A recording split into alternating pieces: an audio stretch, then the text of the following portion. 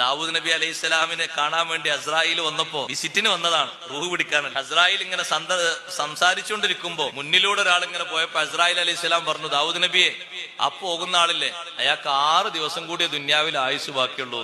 മുപ്പരത്തെ അതിന്റെ ചിത്രം ഉണ്ടല്ലോ, അതിന്റെ എല്ലാ കാറ്റലോഗും ഉണ്ടല്ലോ, ആരെ പിടിക്കണം, ഏത് സമയത്ത് പിടിക്കണം. അസ്രായിൽ പറഞ്ഞു ആ പോണ ആൾക്ക് 6 ദിവസം കൂടിയ ദുന്യാവിലുള്ളൂ.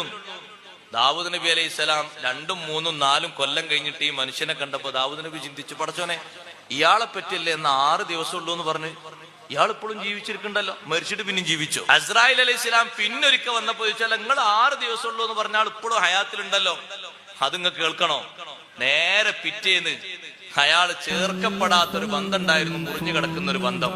ആ ബന്ധം ചേർത്തിട്ട് ബന്ധം ഉഷാറായപ്പോ അള്ളാഹു തആല 20 കൊല്ലത്തെ ആയുസ് കൂടി നീട്ടിക്കൊടുത്തിട്ടുണ്ട്. 1 കൊല്ലല്ല, 20 കൊല്ലത്തെ ആയുസ് കൂടി അള്ളാഹു തആല നീട്ടിക്കൊടുത്തിട്ടുണ്ട്. ഇനി ബാക്കിയുള്ള കൊല്ലം കൂടി കഴിഞ്ഞിട്ട് ആള് മരിക്കും.